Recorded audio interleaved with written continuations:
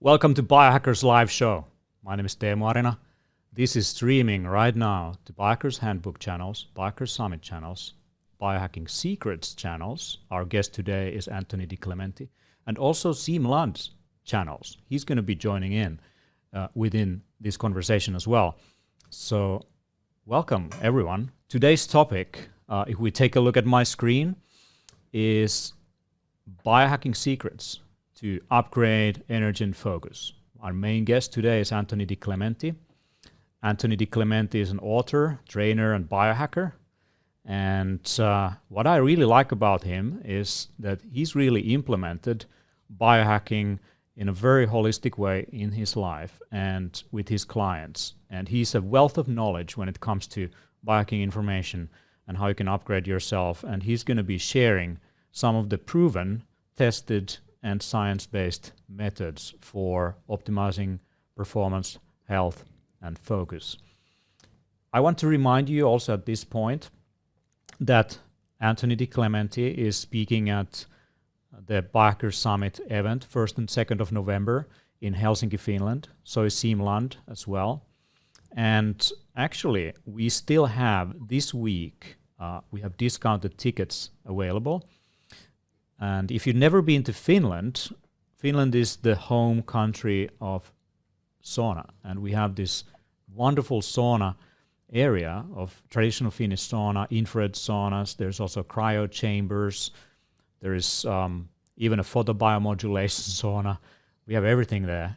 And you can also dive into some of these experiences in guidance of some of the top Wim Hof method practitioners from Europe, as well as Finnish sauna shamans who can guide you through some of these experiences, maybe even Latvian if we get them over there. And that's kind of one of the best ways to experience a conference also in terms of recovery.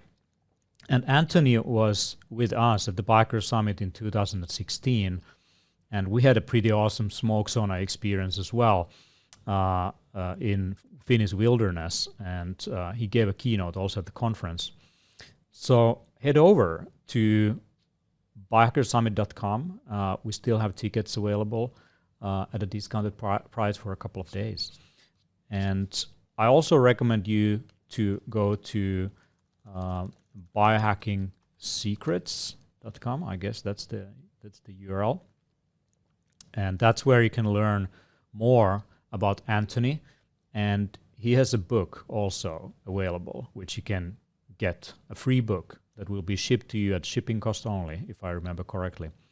And he's a wealth of knowledge. And I also recommend you to listen to his podcast. There's a lot of interesting guests over there. But without further ado, I would love to welcome Anthony to the show. Welcome, sir. Thank you. Excited to be here, Teemu and Sin. Cool. So, can you actually show Anthony my picture? Yeah. Paina sitä nappia. Just press the button. Yeah. Sitä nappia siinä, että se näyttää vaan GH5. Yeah, cool. All right. Here we go. There we go. Yeah, it's all live, so we're hacking away. So, how's it going on? It's going great, man. Having a fantastic day. Was just making some tweaks to the biohacking gym over here, adding a Live O2 adaptive contrast machine for doing some exercise with oxygen training. And so Live O2 is for breathing training, is that right? Yeah, you fill a reservoir with oxygen, and then you can do sprint intervals at very low oxygen and then recover at very high oxygen for improving energy production and mitochondrial efficiency. So moving some things around in the gym to have that type of interval training a regular part of the week. I remember it's also used for asthmatic patients. Is that right? Mm-hmm. Yeah, there's a ton of applications for cognitive function, for immune regulation. You can combine it with saunas to improve the function of white blood cells and oxygenation in the body. So there's a lot of very, very exciting ways that you can use this adaptive contrast or exercise with oxygen training. So I'm pretty pumped to get it a regular part of my routine as well. You have something on your nose. What's that? Yes. So next to me here, I don't know if the camera will catch it. You can see at least the edge of it. Next to me here, I have a molecular hydrogen inhalation machine. And I use that when I work just for no extra time. It's a very, very small intracellular antioxidant that helps to neutralize free radicals like peroxynitrate and some of the things that can accelerate the aging process and cause double-stranded DNA breaks. So I'll use it during my meditations. I'll use it when I'm hanging out with other biohackers like you guys, and doesn't take any additional time out of the day, but provides cognitive and physical benefits. Pretty cool.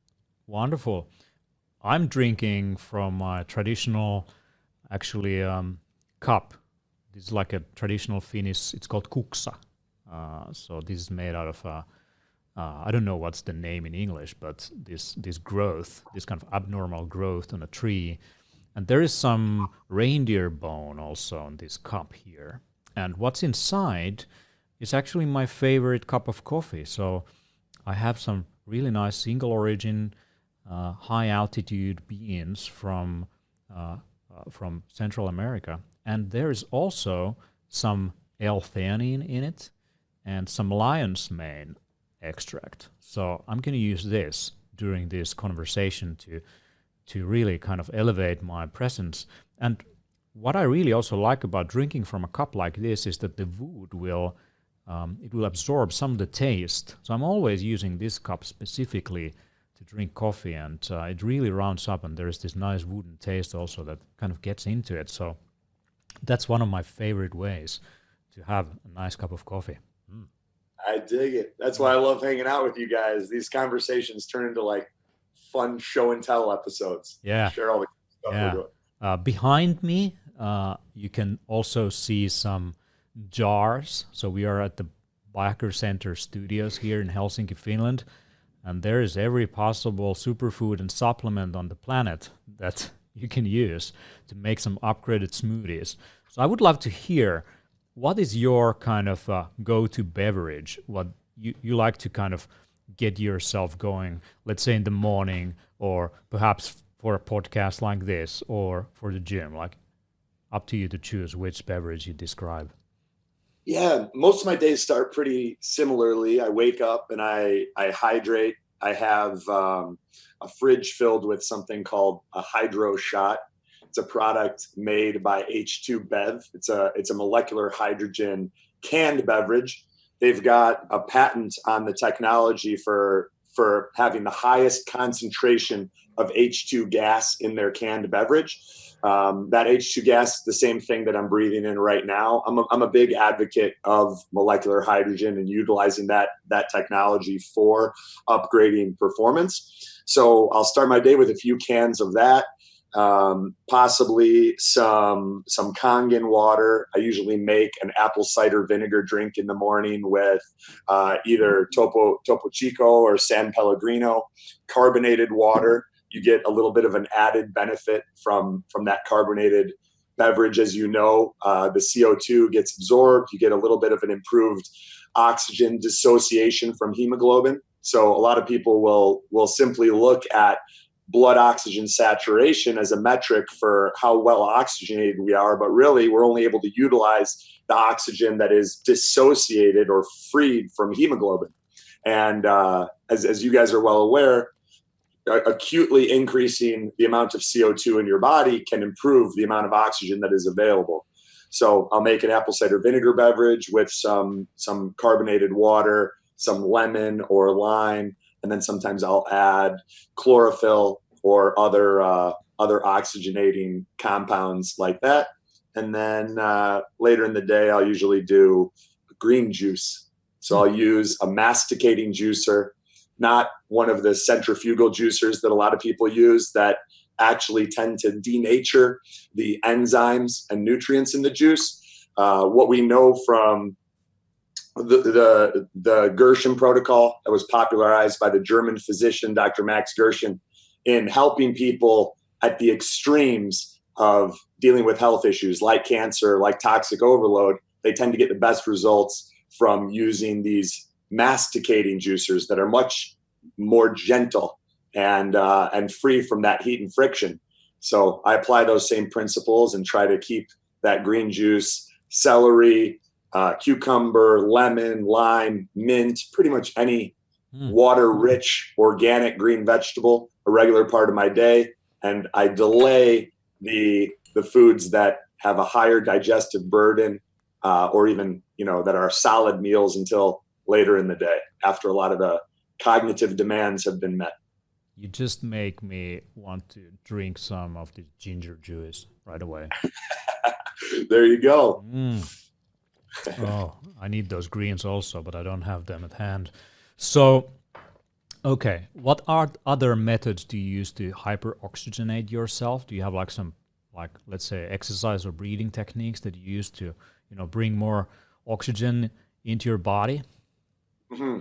Yeah, just about every day, 6 days a week, I'll have some form of cardiovascular training as a part of my routine.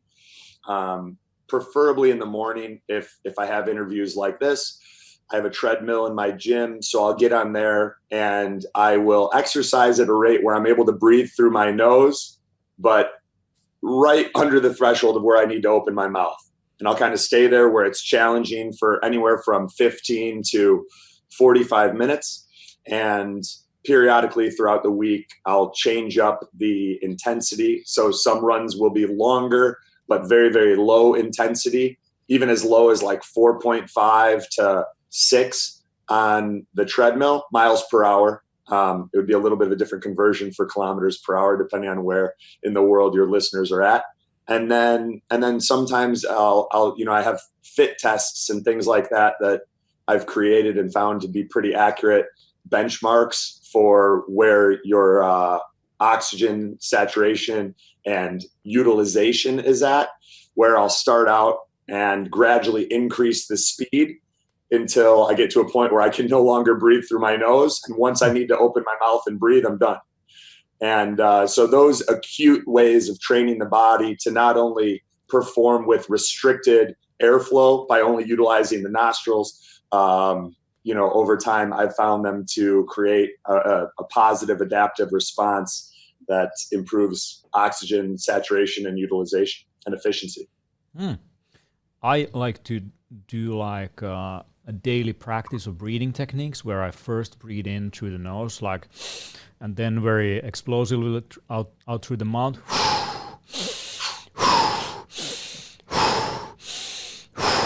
And I usually like to also open up my shoulders when I inhale, and kind of bring my shoulders forward when I exhale. And I do that 30 times, and in the end I keep my breath, fully empty lungs, and I wait for a signal from my brain that I need some oxygen. I linger there for a moment, and I just fully inhale, and then I keep it. And in that moment, what I like to do, I squeeze.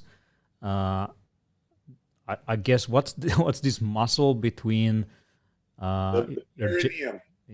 between your genitals and your anus. Yep. Yeah, the Kegel muscles that exactly. you use to stop going pee. Yeah, and I only hold that muscle, and what happens? I get this massive explosion of energy going straight into my brain, and it sometimes makes me dizzy. Even it's kind of like a voluntary release of DMT from my pineal gland. I actually read recently that there is DMT exists in so many different parts of the body. It's not just there. So that's kind of a way how I really get to the present moment and ready to rock. So I like to do that often when I feel I'm not present. I love it. Yeah, me too. Those breathing practices are so powerful, and I'm a big believer that we have the capacity to create our future and craft our reality by using visualization and some of these mindfulness practices, especially when we combine them with engaging our physiology, through breath work, through contraction and engagement of the perineum, the Kegel muscles. And I love doing those things too, and taking those moments to think about where we're headed with our life, where we want to steer the ship, what type of course corrections need to be made. It's cool, man. I love it. Yeah. So I know that you are someone who has been diving deep into different methods that you can use to enhance your focus and performance and well-being. So what are some of the things that you find yourself doing repeatedly over and over again? Mm-hmm. So in the past few years, there's been a few, and I made some notes last night when I was journaling before bed on things that we can discuss. Some specific biohacks that have had a profound impact on my life and may be able to benefit, some of the people tuning in and hanging out with us. I've touched on a little bit of hydrogen, right? Molecular hydrogen, and making that a more regular part of my routine, particularly when I'm in a fasted state. It's been very, very beneficial for me. And the three ways that I've found to best integrate hydrogen for myself and for clients, I mentioned the hydro shots. I really, really love those. They're a little bit expensive, so there are more affordable options like the magnesium-based tablets that dissolve in water. I utilize those a lot when I travel for minimizing jet lag and making sure that wherever I'm going, when I hit the ground, I'm landing fresh and quickly adjusting to the time zone in the new destination. So I'll be doing that when I fly to Helsinki in November to hang out with you guys. That's one method. Number two is the Halcyon molecular hydrogen inhalation unit. So there's a lot of research on inhaling molecular hydrogen for cognitive performance. And I believe that, the extremes inform the mean. We can look at the people that are dealing with things like Alzheimer's, dementia, Parkinson's, which my father has. And the interventions that work best for those individuals have a strong case can be made that they can also be utilized to improve cognitive performance in healthy people. So I've found that inhaling molecular hydrogen for anywhere from an hour to 2 hours a day, you want to pulse it. Otherwise, the benefits are substantially decreased. That's another tool that I've used and found very helpful. And there's some pretty exciting studies that we could link to in the show notes if the listeners would enjoy that. And then the third is a little bit more controversial, but it's actually been the most beneficial, not only for me, but for a lot of people in our community. And that is a protocol of diluting 35% food grade hydrogen peroxide. So this is where we're a bit on the edge of the more we push the limits of things and try to reap the benefits of implements that are on the cutting edge, the more we tend to not necessarily have the clearest understanding of the mechanisms through which they work, if that makes sense. And what we do know is that when you dilute 35% food grade hydrogen peroxide, we tend to see an improvement in focus, energy, cognitive performance, cognitive endurance. And the chemical composition is H2O2. There's a lot of different theories, and there may be some validity to all of them. One theory is that H2O2 tends to dismutate into water and a single oxygen molecule that then can have a cleansing effect on parasites, viruses, bacteria in the body. We know that our own immune system uses hydrogen peroxide as a signal to identify and flag molecules that need to be addressed by our immune system. And with a growing number of people dealing with subclinical immune senescence, there may be some connection between the ingestion of diluted 35% food grade hydrogen peroxide and an upgrade in immune function, possibly through that signaling pathway. And again, this is somewhat observational and anecdotal still. The science will probably catch up.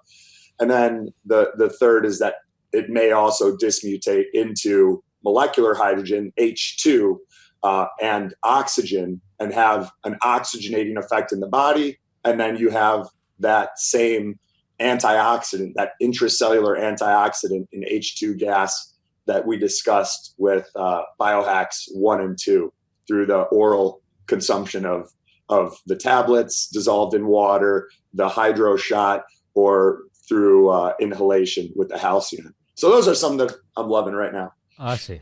So a lot of oxygen. Are you not worried to maybe, hyperoxygenate yourself to a point where it might contribute to oxidative stress even? I'm not. I try to balance it with a number of interventions like discussed earlier, where I'll practice restricted breathing, raising CO2 levels intentionally. And of course, with any biohack, every body is different. And we're all at various places on the continuum from optimal health to dis-ease. So it's important to listen to your body and pay attention to how you feel, and not just plow because you or I or Asbury or Greenfield or Tim Ferriss recommended something. It's important to stay tuned in to the feedback that we're getting and make adjustments, because it may not, any of these things that we're discussing may not be the best fit for everyone at this point in time based on where they're at in their journey. Tell me a little bit about the ways how you test that, basically how you kind of dive into the feedback loops, kind of quantified self, maybe lab testing and so on, so that you know that you're not fucking yourself up. Yeah, I get regular blood work. I utilize a number of different tests from a few different companies, and I use those as a benchmark. For a while, I was so deep in testing with so many different tools that it was taking up a prohibitive amount of my day. And it got to the point where I didn't have a high degree of confidence in any of the testing methods that I was using. If you're using a pulse oximeter to measure blood oxygen saturation, but you don't know how much of that oxygen is able to be utilized, it's not the best benchmark.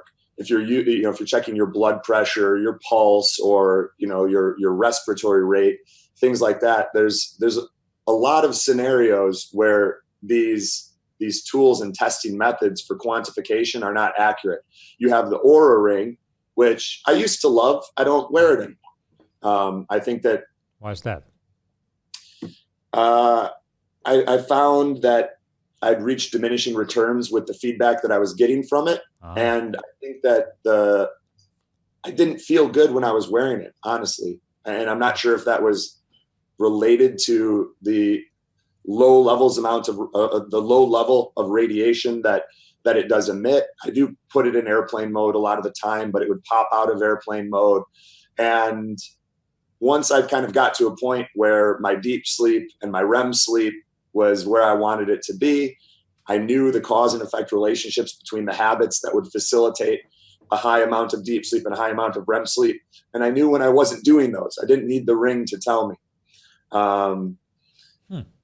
And yeah, I mean, I like it. I think the technology is great, especially for people that haven't done that work.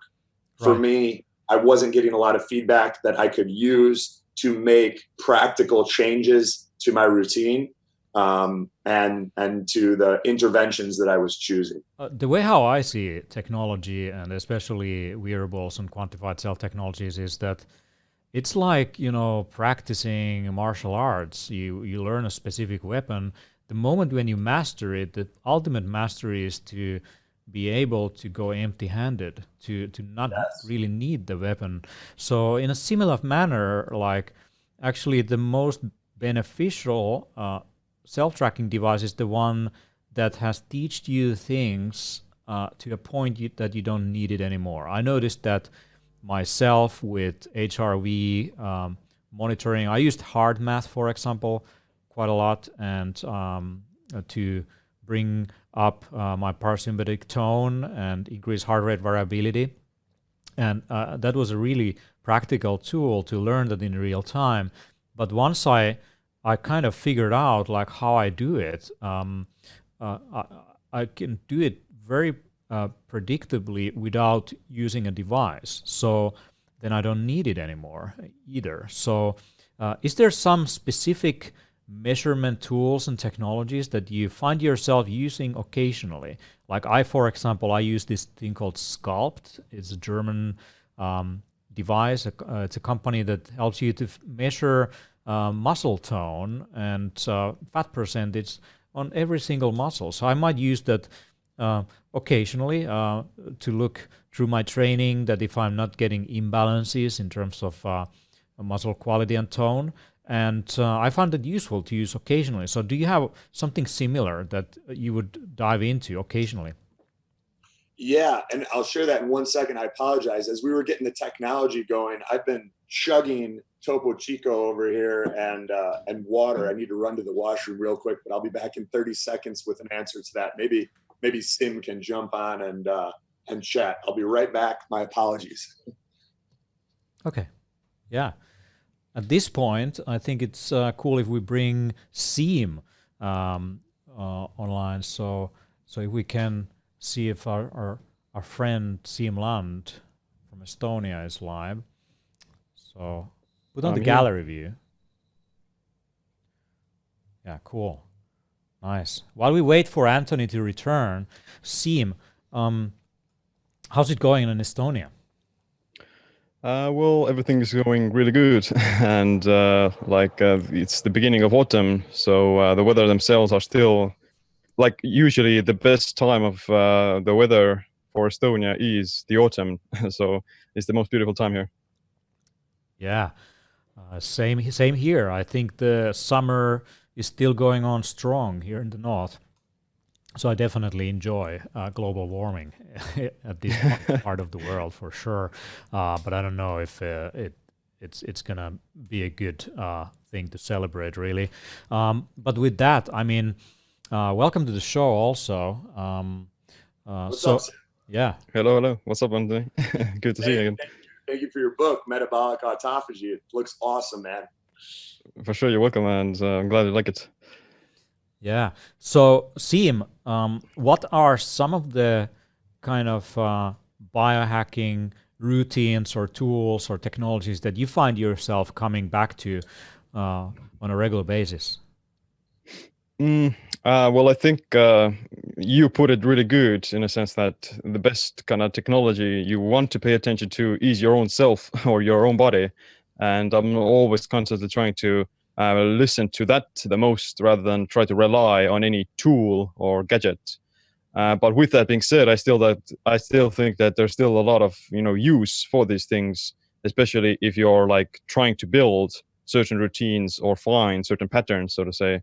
Like a lot of people who are struggling with their sleep, then using some sort of a tracking device like the Oura Ring can be very useful for just knowing what's their sticking point, so to say, and like even like measuring your calories or whatever else biometric statistic they would want to pay attention to. It's all very useful, but most of the time I'm just sticking to the good old Oura Ring because I think that's like the biggest let's say results come from just optimizing your sleep, in my opinion. Right. Yeah. In terms of Oura Ring, I'm looking at the HRV value, and recently I've also started looking at body temperature fluctuations, some of the more rarely looked at values. But over time, what I find useful using these kind of technologies is actually the long-term data that you get out of it. So especially, looking at seasons, looking at changes in my work or travel schedule, and seeing how, let's say, my resting heart rate over time is even 1 or 2 up the normal baseline or lower. So I often can relate that those numbers have behind them some true changes in my lifestyle and patterns, and also seasonality seems to affect things like that. So body temperature and fluctuations, as well as resting heart rate. So yeah, Anthony, in terms of the things that you come occasionally back in terms of measuring and figuring out, like, what do you find useful? Yeah. So where I'm at right now, I mentioned that the path that got me here was a lot of quantified self type tools. And then I started noticing that I was just getting annoyed by how much time they were taking out of my day, and that they weren't adding a lot of feedback that I could put into practice to make adjustments to my daily and weekly routine. Or they weren't providing breakthroughs that elevated my performance in body or mind, or even just in overall quality of life. So the places that I spend the most time now tracking are probably a little bit different, but I'll share some of them with you guys, and maybe they'll be of service. I have identified about 8 things that for me have the greatest correlation with my quality of life and how I feel. And these are things that I set out to do every day. I don't do all of them every day, but I have a checklist on my refrigerator with those things.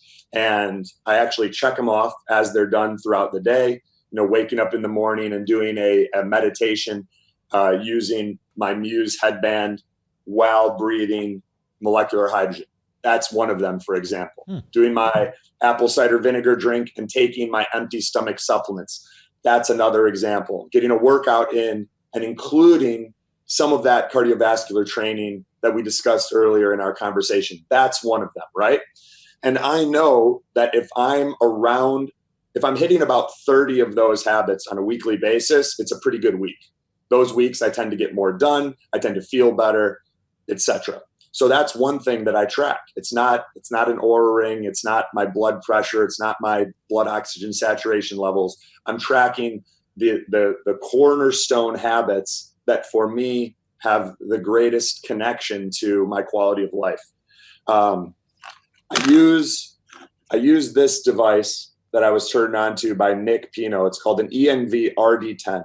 It's a radiation meter, and I use that to make sure that all of my environments are optimized, and particularly low in microwave radiation.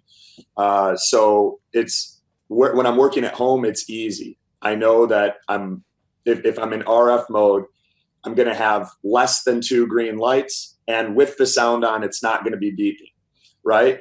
But when we travel, our environment changes. And I've noticed that depending on where I go, how much sun there is in my new environment, how much time I spend outdoors in nature, breathing fresh air, connected to the earth, in natural bodies of water, if I'm staying in a skyscraper hotel versus an Airbnb home, all of these things matter. So I bring this with me, and I use that to make changes to my environment so that the invisible becomes visible, and I'm not exposing my cells to biological signals that are going to adversely impact cognitive performance and health. Right. So I do pay a lot of attention to this on a daily basis. Oh, I look at my body. I love Sorry, both. I love both examples, really great ones. I used to have like post-it notes on the back of my phone. Yeah. And I did the same, like a manual kind of list of things that I went through. And sometimes, I mean, we have all these apps, but if you stick something on the back of your phone, that makes a lot of sense. There's some nice apps also to track, daily habits. I enjoy really an app called Way of Life. There is also another one called Habit Bull. And I also know of another service called Habitify. So there's a few of those that are really not about tracking the to-do items, but really tracking the habits, the daily habits. I would, before going back to the electromagnetic radiation and what do you think about that, what else do you have on your daily habit list? I think the audience is on the edge of their seats to know. Yeah, so it changes. It changes with time. So I reevaluate it every 4 to 6 months, and I just updated it somewhat recently. One of the things that I have on there is play and social. Am I getting out of the house? Am I connecting with a community or going on a date or meeting up with someone that has similar interests and values. That's a big one. Stopping eating within 3 hours of bedtime is a big one. That's one of the things that the Aura Ring helped me realize has a massive negative impact on my deep and REM sleep if I eat too close to bed. So you basically abandoned the bag of chips that you were previously going through before bedtime. I'm a fat kid. I'm not even a closet fat kid. I'm just a fat kid. I eat a lot. I always have. And I noticed that if I didn't bring greater awareness to my meal timing, it had a domino effect where it would impact my sleep. Then that would impact how I felt in the morning. Then that would impact, whether I got a large iced Americano or felt great without any caffeine. It wasn't as simple as just eating a late night snack. It was, how is this going to impact, the next 36 hours of my life and how I feel in the interactions that I have during that time and the way that I show up for clients, people I care about. So that was another big one. I try to get in 3 to 4 90-minute deep work sessions per day. That's a big one. I need to be showing up and creating things that have a positive impact on other people.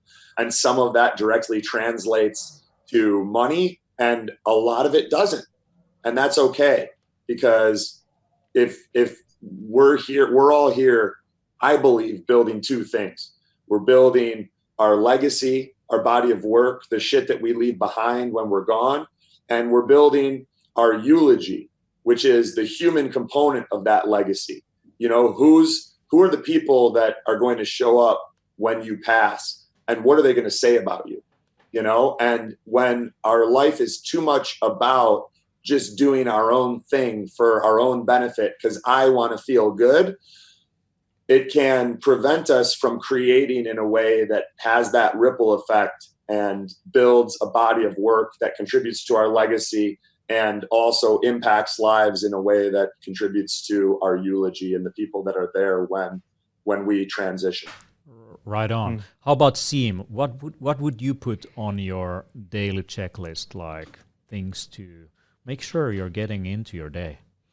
Yeah, that's a good question. The points that Anthony brought out are really spot on, especially with the relationships and connections, those sort of things. Because usually when you are, let's say, full on biohacker mode, then the other people tend to be somewhat neglected, at least to a certain extent. And then you have to kind of be mindful enough to bring yourself back into the center. But at the same time, I think in order to change the world or to change the other people around you, then you definitely have to take care of yourself first. And that starts with, definitely, I think some form of exercise every day is almost like a mandatory thing, especially in the modern world, getting a good sweat on, whether that be with some, cardio, resistance training, or even like a sauna. That's all of those things will, mimic some aspects of this ancestral living where you would expose yourself to this physical stress as well as heat. So I think, I usually try to do some form of exercise every day, and definitely spend some time in nature as well, just to expose yourself to these natural environments, to de-stress yourself, think about your own thoughts, listen to an audiobook or something like that. And it definitely shows massive, both of them show massive results in your productivity after you come back. So it may feel like you're wasting time, but you're actually getting a bunch of positive benefits in the things that you're about to do afterwards. So I would say that nature and exercise are something that every person should do in some shape or form.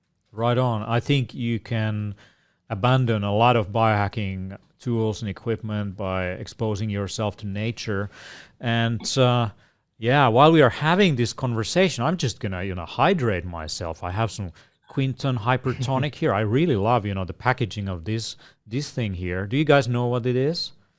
Yeah, it's the seawater. Yeah, this is seawater. It has some phytoplankton even in it, and 78 different minerals, and it's harvested from deep sea, microfiltered. And you just cut one of these ends here, And You gotta shotgun it. yeah, and then the lower part, I'm just gonna get some. All right. Yeah, those are fantastic.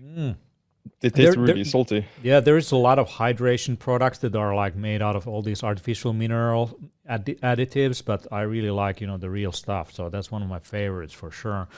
So, oh, yeah, that was salty for sure, but it will help my cellular function, and yeah, hopefully help with hydration as well. So, yeah.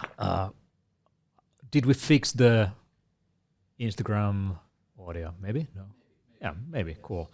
Wonderful. There's a few questions from the chat. So, by the way, if you want to ask questions, go to Biohacker Summit YouTube channel. And there is the live show that is now streaming. And in the chat, you can ask questions. And there's a few questions that I'm going to ask both of our gentlemen here. Presence is asking, what factors help you get more deep sleep? I can answer myself. Actually getting close to Earth as possible, like sleeping outside in a tent or in a cabin in the woods next to ocean usually worked really well, as well as blocking out modern technology and blue light in the evening. So what else? How about Anthony?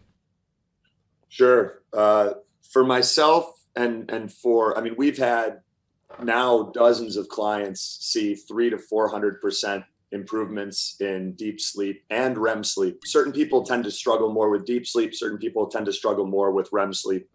And what the four factors that we've seen have a huge impact. I'm going to touch on the four factors that haven't been discussed like 10,000 times over, that everyone that's listening is probably well aware of. But the ones that we've seen have a huge impact: mold remediation. And this goes hand in hand with reducing EMF. Specifically, when people are having issues with deep and REM sleep, they often need to go from Wi-Fi to Ethernet to really optimize the amount of deep and REM sleep that they're experiencing. So it's not enough to just unplug your Wi-Fi at night or be conscientious about how you're using technology. They usually need to make a full switch. And there's a really interesting study that came out showing the connection between mold and your electromagnetic environment. It showed that when mold was exposed to non-native EMF, there was a 600x increase in biotoxin production. Wow. So what we're seeing is that by decreasing the amount of mold in your environment, you're only addressing a part of the issue. It needs to go hand in hand. There needs to be mold remediation along with a substantial decrease in the radiation, the microwave radiation that you're exposed to. So by going from Wi-Fi to Ethernet and then remediating the mold, we kind of get that 1-2 punch in play that helps a lot of people. Along with that, there's a connection between, as you guys know, there's a resonance effect here where as human beings, we tend to synchronize with the dominant external stimulus. And this same resonance is occurring in the viral, bacterial, parasitic, and fungal pathogens that make up our biome, right? And some of these pathogens can interfere with deep and REM sleep, particularly when they're in an unnatural environment. So we've seen kill protocols that are natural and some prescription protocols for decreasing pathogen load, bacterial, viral, and parasite, have a significant improvement in deep and REM sleep that the individuals undergoing them experience. Those are some of the biggest ones. And then you've got, don't eat too close to bed, make sure your room is black and cold, and all of those sorts of things. You can add CBD, you can add 5-HTP, depending on where your neurotransmitters are at, and those things will give you a boost. But the environment, EMF, kill protocols, and mold are three of the biggest that are overlooked and not addressed in the dozens of books on sleep. Getting nature, all that sort of thing. Wow. How about CM?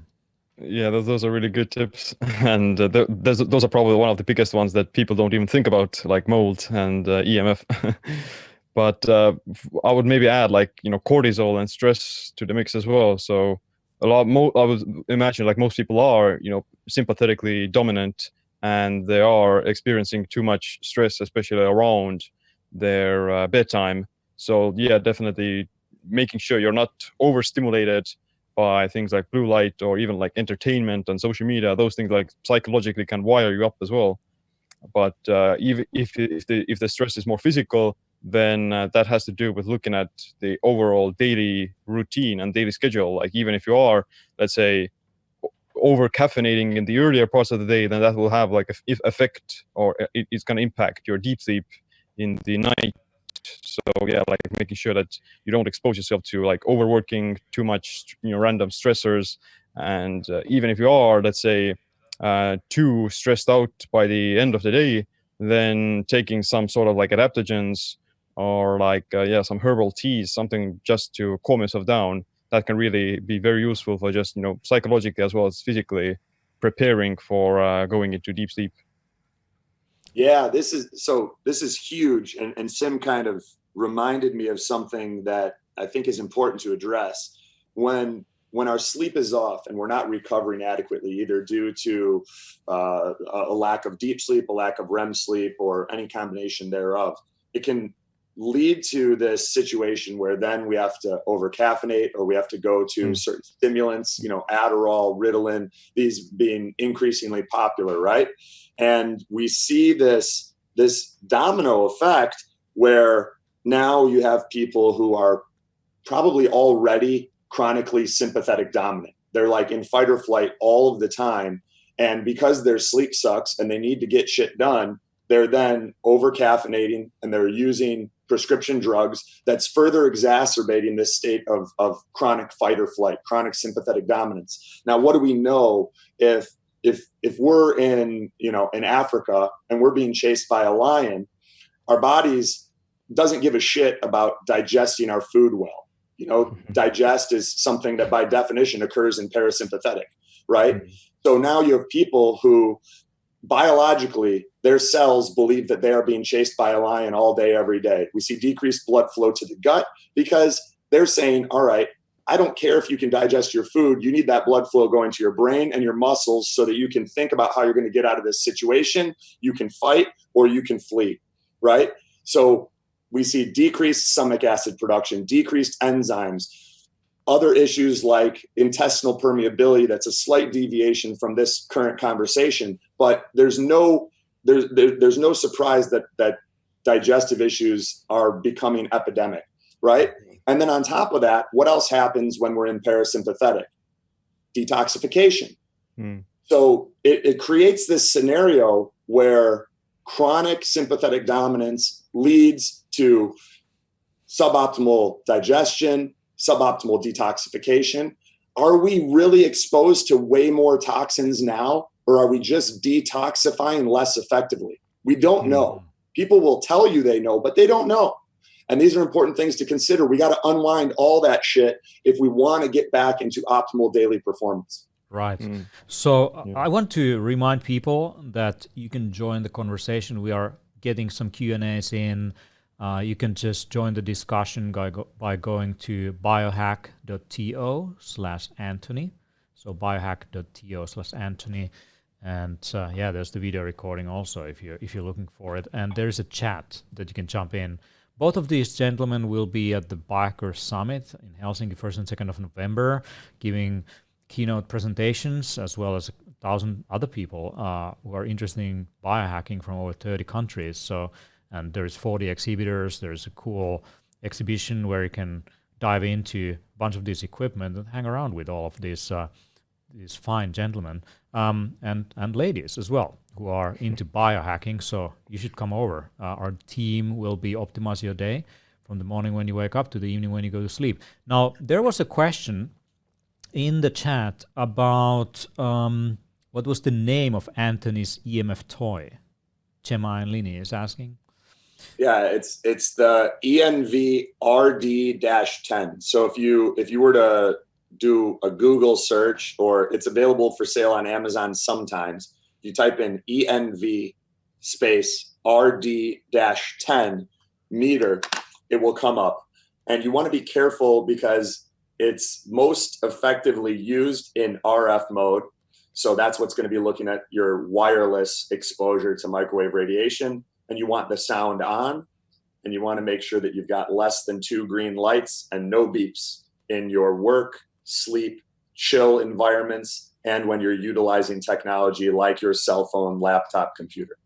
Now, there is a lot of discussion about electromagnetic fields and now increasing concern on the increasing frequencies of so many different devices in our environment, not just, you know, the strength of frequencies we're getting from our screens by looking at phones and tablets and laptops that are destroying our retinas and our eyes, but also from the fact that, you know, these devices seem to be emitting more and more stronger and stronger signals, and not just our devices, but, you know, they're putting, you know, all these different things in our environment, like 5G masts that might be emitting some frequencies. So actually, I want to show what Seem made out of this. You know, let's play this, and yeah, let's go on. Hey, what's up? My name's Seem, coming at you from beautiful, natural Estonia, and I wanted to make a video about what is that?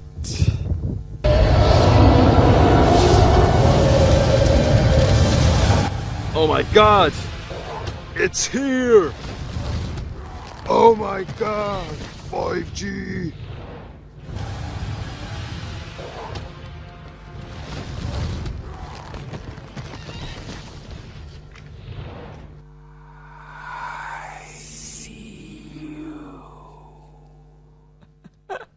So yeah, there's a lot of demonizing going on in terms of 5G, 4G, and all these things. I know you guys are reducing your exposure to these frequencies, and I bet, you know, Anthony, who just disappeared, I guess he was destroyed by a 5G signal. I only see some cords, so I assume that he's kind of fully wired up and doesn't use wireless. So how about you, Seem? Like, are you afraid of wireless signals? Well, I would say that I'm definitely aware of them, and I would much rather be more cautious and spend at least some parts of the day in this non-wireless environment where you're fully grounded and in nature. But at the same time, I'm not really, let's say, scared of it either. Like, I know it has an effect on my body, but to the extent of where it's going to, you know, damage my health or affect my daily routines, then I would say that's not really a huge issue that I'm worried about, as long as I still have time to recover and as long as I still have, you know, good sleep scores and I'm feeling awesome, so to say. So I'm not scared of it if it's not going to have like any immediate impact on me, or if I'm not going to start to show any symptoms, if that makes sense. In my case, I haven't seen inflammatory biomarkers going up. I haven't really seen a huge disruption in my sleep quality. But there is something when it comes to deep sleep that I notice when I'm in an environment that doesn't have any electric devices around. But I would bet that it's even more about the fact that I'm mostly connected to earth and grounded, like, rather than being in an apartment building or in a city environment. So with all kinds of sounds in the background, so with nature sounds and all that. How about you, Anthony? Like, have you noticed anything specific when it comes to your exposure to EMF? I know that your previous home or some of that, you had a huge generator behind your bedroom, and that was kind of ruining your health. So I would love to hear your take on electronic EMF and magnetic fields. Yeah, it's one of those situations where I think all of us, it's important to decide how we want to feel and how important that is to us, because there are dozens of different lifestyle and environmental and even mindset factors that are going to either, you know, have a positive or a negative impact on our overall quality of life and our performance.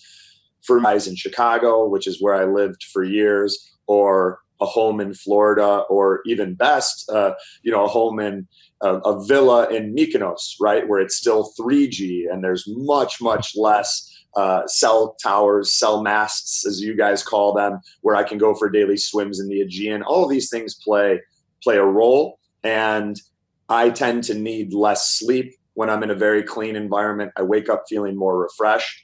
At the same time, I don't obsess over it.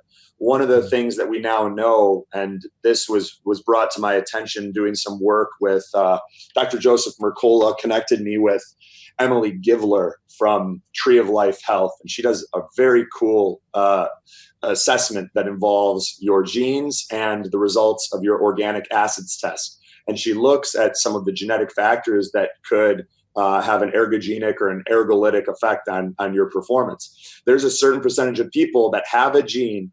I'm one of these people where you are more significantly impacted. Your voltage gated calcium channels are more sensitive to microwave radiation.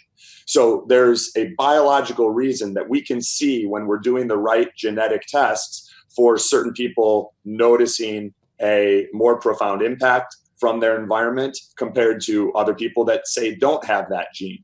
And then from work that we're doing, clinically and in the trenches, I also believe that there is a strong connection between heavy metal toxicity and those heavy metals in the body amplifying the effects of non-native EMF in our environment, essentially turning the organism into a like an antenna.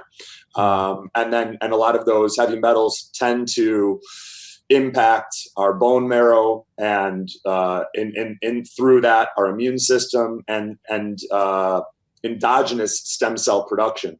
So these are all things that we're witnessing, and when we unwind them clinically, we see an improvement symptomatically in individuals. So there's a call for greater awareness, knowing what camp you're in, and having a deep understanding of your current state of health in order to make laser targeted improvements to your daily performance.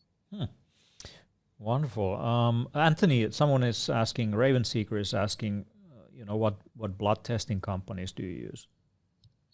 Most of what we do with clients, we start every client out with, I've become increasingly bullish on symptom-based tests, which I know sounds very subjective. And in running so many tests on myself and with clients, you start to realize that a lot of them are not accurate, and a lot of them will produce false negatives, where if you also start treating based on symptoms, you get a positive result. So we start every client out with a full health assessment that looks at some of the core things that we've found to impact health and performance. We're looking at toxins, we're looking at chronic sympathetic dominance, we're looking at deficiencies, and we're looking at infections.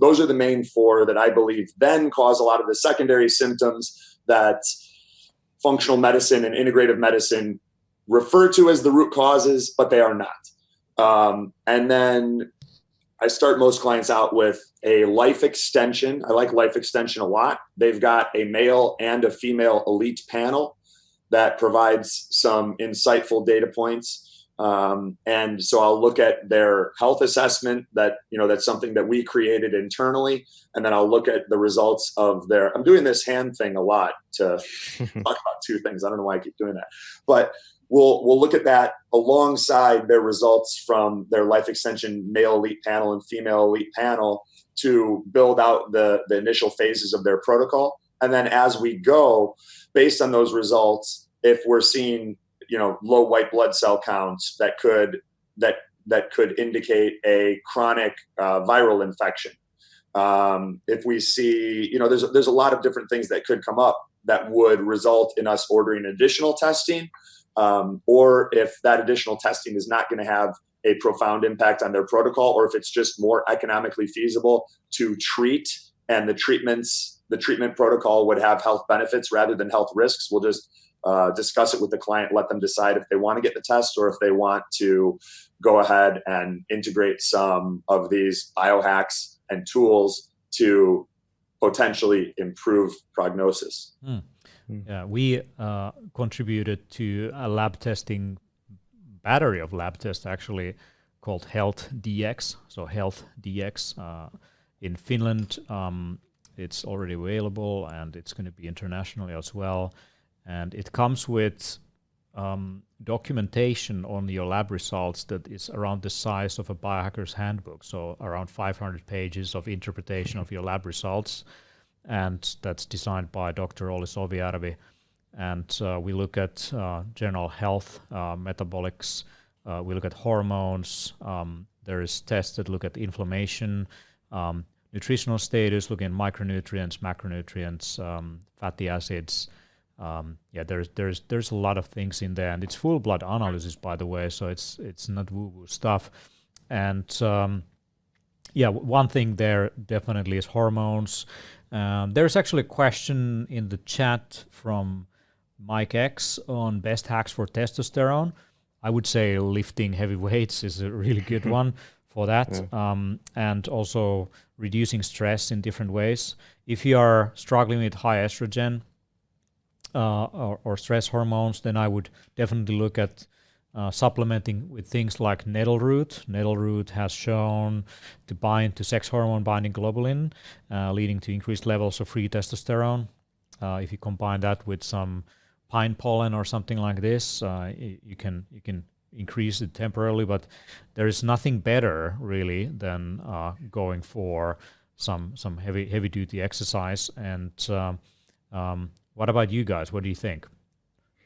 Sleep is probably the best testosterone booster almost, and definitely like useful for lowering the cortisol and etc., and even like building muscle. So if you're not sleeping, then you're not really making any progress in the gym either. So yeah, I think sleep is really good for all hormones. Yeah, and sunshine also with vitamin D. That's good. Yeah. I would echo what both of you guys said. Optimize your environment and get your deep and REM sleep up as high as you possibly can. Then you need to get blood work, whether it's Health DX or another lab. You need to know where your testosterone's at. You need to know the story of your hormones and the symphony that is the interplay between them. For some guys, their testosterone is going to be just fine, but then their sex hormone binding globulin is going to be through the roof, rendering a lot of that free testosterone unable to be utilized. So you can't just focus myopically on testosterone. You got to look at the symphony and then figure out the story of what's going on. For other guys, it's going to be high estrogen, and they're going to want to utilize. I really enjoy Quicksilver Scientific, their liposomal nano-encapsulated DIM. 4 pumps of that under your tongue, swish it around for 30 seconds to a minute twice a day, can have a profound impact on lowering estrogen. But you also need to ask questions and go deeper. Why is the estrogen high in the first place? Is your liver backed up? Are you dealing with liver issues and you're on a ketogenic diet that's further burdening your liver because you lack the ability to process fats? It's not cut and dry, and the people that are looking for easy answers are going to be left behind, because we're all evolving and we're developing a greater understanding of human biology and the complicated interrelationship between everything. Right. Actually, Health DX is probably going to be at the Biohacker Summit. We are still kind of looking into how to get like a blood sampling station going so that you can give like, I don't know, like 15 vials of blood and faint and then get results online for your results. And jump sauna in the cold plunge pool. Yeah, it's a good combination with the cryo chamber and then going for that. But anyway, if you ever kind of wondered like where your values are, that could be, at the conference. You could give a blood sample and get some of the results in and figure out where you are. And if you're a lady and you're considering like, oh my God, these guys they're just talking about testosterone all the time. Actually, it's beneficial for women also. But most of the labs are looking at testosterone where it's not sensitive enough, the test, the way how it looks at testosterone. So those are undetectable in ladies often in most of the labs. So what we deploy at Health DX is a high sensitive testosterone test. So it actually detects the values also in women. And why would you why would you be worrying about testosterone as a lady? Is basically for energy and mood and also sex drive. So there you have it. A little bit goes a long way for sure. Now, there's a question about David Weinstein is asking about EMF. What senolytic protocols are you guys using to deal with dormant cells? Any takers? Fasting. That's it. Yeah. Fasting. You can do some maybe like a bit of longer fasting, as well as take some of the autophagy boosting supplements as well that can stimulate like liver detox, etc. So I myself tend to use maybe like some berberine during a fast sometimes, or even on days where I'm eating, you can take it a little bit. But yeah, generally I think some form of fasting combined with some sauna and even like regular cardio or exercise, all of those things can help to promote the process of clearing the cells. Yeah, so basically these senescent cells are zombie cells that are lurking in there and not dying as they should, and I guess autophagy is what we want to activate in them. And there is a bunch of compounds that have also been detected to be helpful in this process, but yeah, nothing really kind of beats fasting.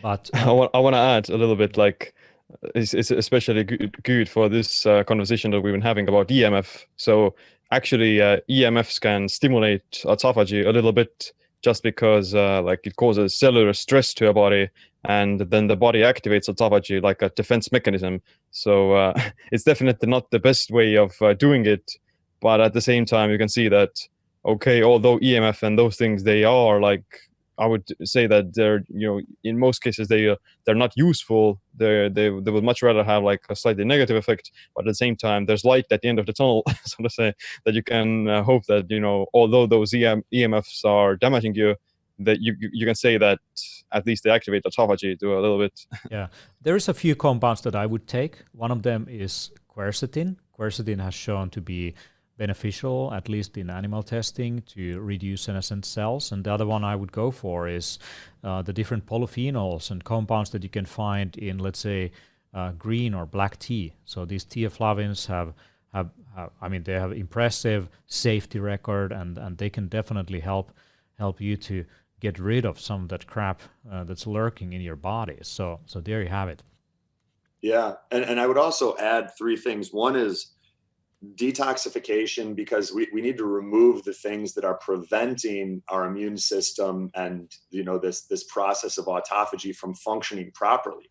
When our body is unable to identify cells that need to hit the road versus cells that are healthy and performing the way they should, a lot of that has to do with toxic overload.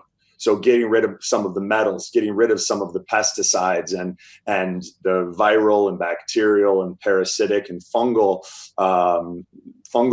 pathogens and microbes that can complicate matters. The autoimmunity that can result from toxins of choice, for many people, grains, dairy, alcohol, especially in the presence of intestinal permeability, can interfere with autophagy. Right. Okay. If anyone has some more questions, the chat is open for that. At this stage, I would love to hear. You mentioned previously, before we started discussion, Anthony, that you have some specific protocols that you have tested and to be proven to be helpful for you in terms of biohacking. Let us know a little bit more about perhaps some of your protocols.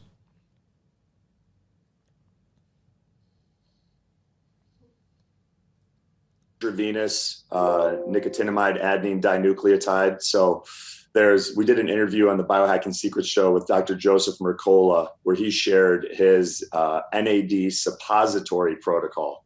And it involves essentially taking the supplement nicotinamide riboside chloride and coconut oil and making suppositories that you can administer rectally and take 5-6 days a week to improve mitochondrial function and boost NAD levels. NAD levels being one of the rate limiting factors for a lot of people in energy production. So that combined with somewhat regular NAD IVs has been very, very helpful for me. If I'm going to be traveling, I just traveled for 3 weeks. I was in Mykonos and Tel Aviv and then Ibiza, Spain. And beforehand, I loaded up on NAD and via IVs and suppositories. I did a lot of the fasting with hydrogen that we've talked about and some of these fasted workouts. And I felt amazing. I adjusted very quickly to the new time zone. And even at 3 weeks in, my friends that just came for the tail end of the trip were like, your energy's through the roof. What are you doing? And I'm like, well, I'm putting some things in my butt and doing a lot of weird things, but it's working. What do you think about like true niagen and those sorts of things? True niagen's good. So they make the nicotinamide riboside chloride. I have used Thorn Niacel that was recently discontinued, and I may replace it with True Niagen. You're paying a bit for the brand name, and there are some other nicotinamide riboside chloride products that are more affordable. So it really just depends on whether you want to pay for the brand name or you can find one that is the same active ingredient at a more affordable price point. Cool. What are some of the weirdest supplements you guys are using? I know that Seem, you have some weird mix of herbs that you made yourself. Yeah. Like I call it like the AMP activated autophagy activator. So it's basically like a mixture of different herbs and polyphenols and other spices that promote autophagy and indirectly also promote the other pathways related to that, like AMPK and so on. So usually you can put things there like turmeric, ginger, ginseng, cayenne pepper, black pepper, berberine, those sorts of things. And yeah, like I usually consume, maybe not every day, but every other day, like on my rest days or so to say, I'll take like a bit of that blend. And I'll What's make in it? Like what kind of herbs, for example? Is it like rosemary or? Yeah, rosemary, even like cardamom and thyme, those things just for the the effects. And yeah, like I take it, maybe I brew myself like a tea out of it, so it's almost like a very it's virtually 0 calories, and the effect lies in that it tips your body more towards the autophagy zone, so to say, by suppressing insulin and suppressing mTOR, while at the same time raising AMPK. So that's why the name as well. So it's like it's changes the energy status of your body in a sense, and it's, if you consume it like within the fasting window, then that essentially enables you to quote unquote like speed up the process of fasting by going into the autophagy a bit faster. At least that's in theory. I love that. I think herbs are underrated. I think people should be using more of these traditional herbs that they have, rosemary, thyme, and maybe things like nettle. And nettle seeds can be and nettle root, what did I mention, can be very helpful for things like prostate, as well as alleviating any symptoms of hay fever. So there's definitely a lot of interesting benefits, not just for this AMPK activation, but also for immune system in a wider sense. Now, how about Anthony? What is the weirdest thing that you're taking? Probably the weirdest thing that I'm taking is it's an herbal product called Carnivora, and it was. Have you heard of it? No.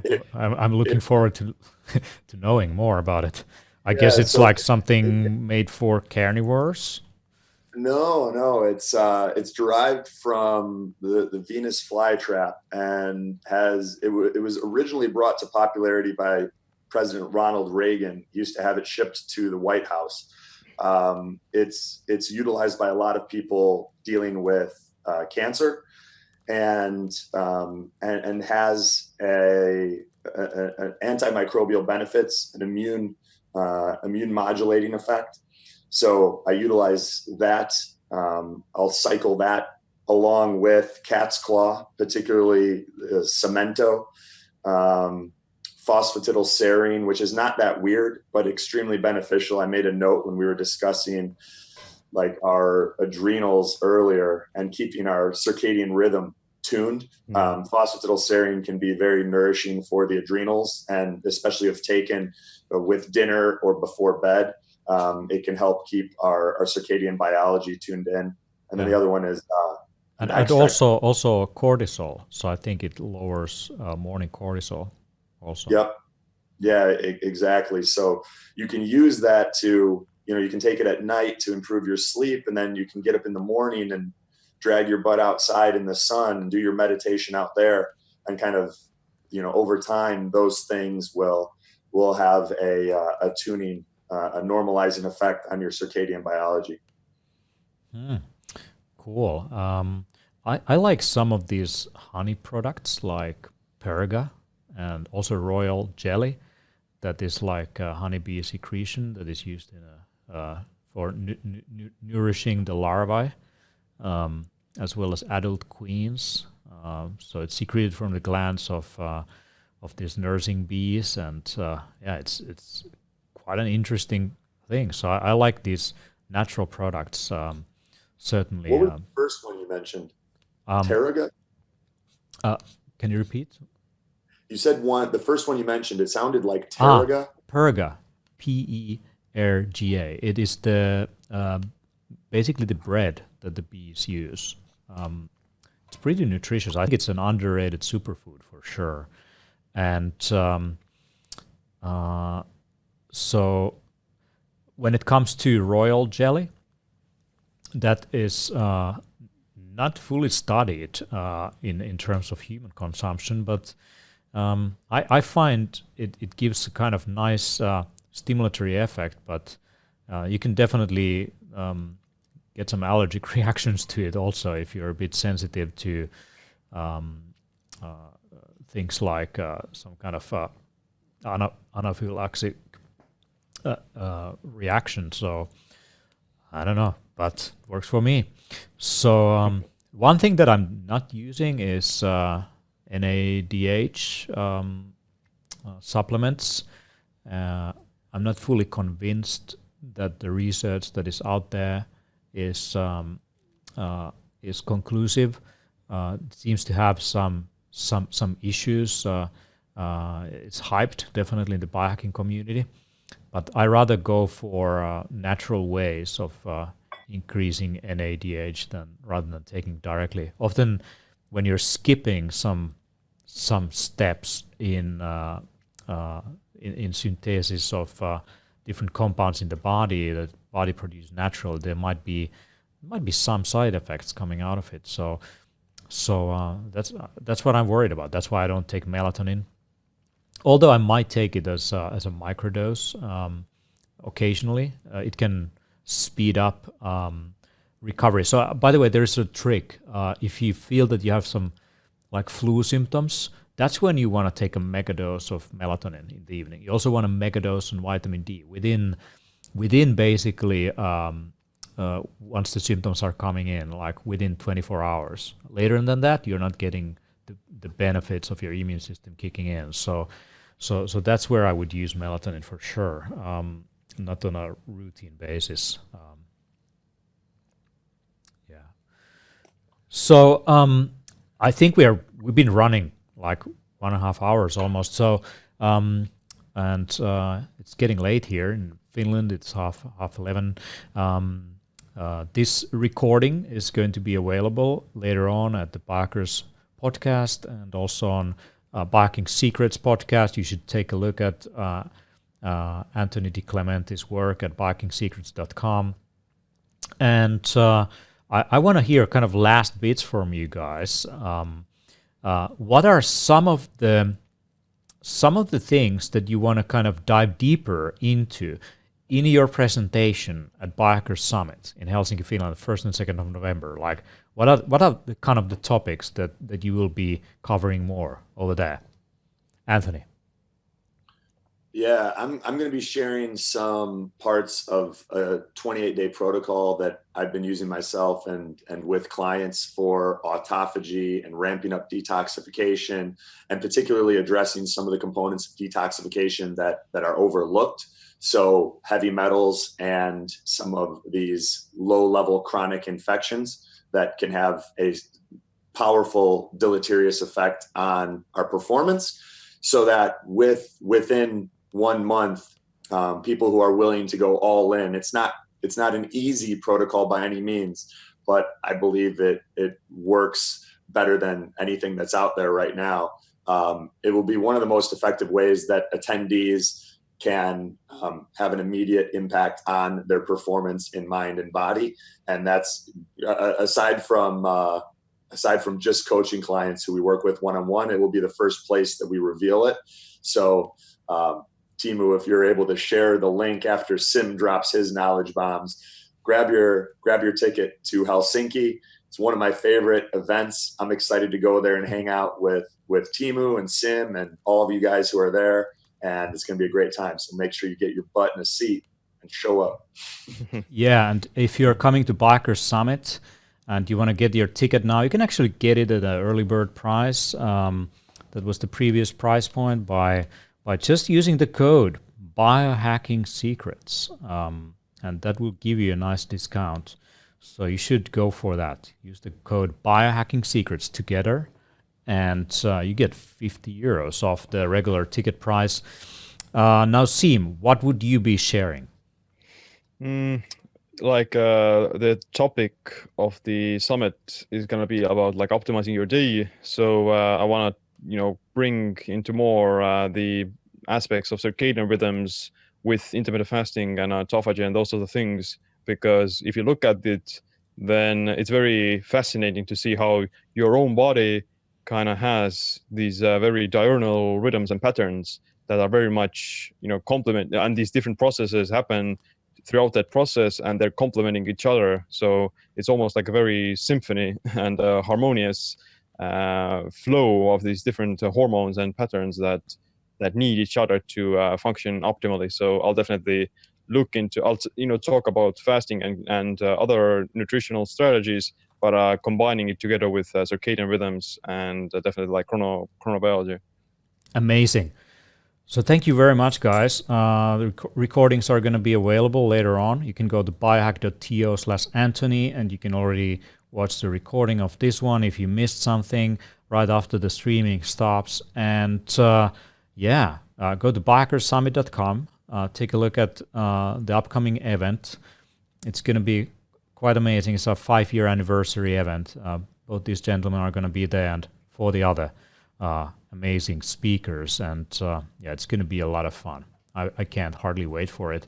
So with that, I'm actually pretty... I'm excited because we were on time. We started this stream on time. It's the first time we did it. I think I'm gonna have a bottle of champagne or something with my friend Eetu here, who is behind the decks, changing the camera angles and helping me to set up this whole thing. Tomorrow, around the same time, a little bit earlier maybe, a couple of hours earlier, there's going to be Dr. Molly Maloof, and we're going to be talking about blood sugar management. And on Saturday morning, Finland time, I don't know what that's going to be US, but we're going to be sending email to anyone who's interested. The topic with Jaakko Halmetoja, my co-author, is definitely going to be something nature related and nature connection related. So with all of that, let's have more Biohacker's live show streams this week. I wish you guys a healthy day, rest of the week wherever you are. And I'm going to have a little bit more of my ginger juice. Yeah. Awesome. Amazing. Thank you guys. Thank you guys. Out. Yeah. Looking forward See to you seeing around. you in Helsinki. Cheers. See you soon.